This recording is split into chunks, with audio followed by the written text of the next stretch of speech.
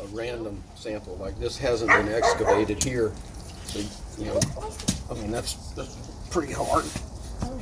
You know, you go down maybe like 12 inches or so versus over here within, you know, the 6 inches.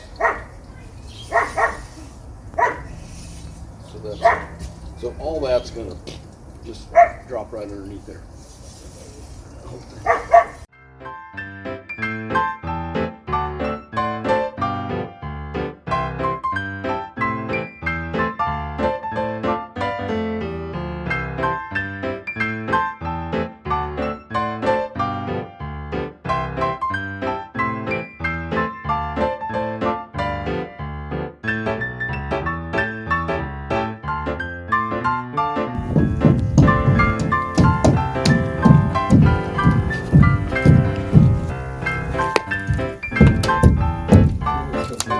Oh, that's huge flex.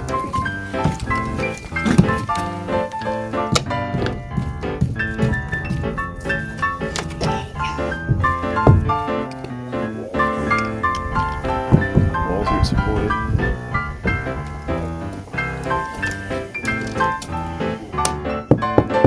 That was much better.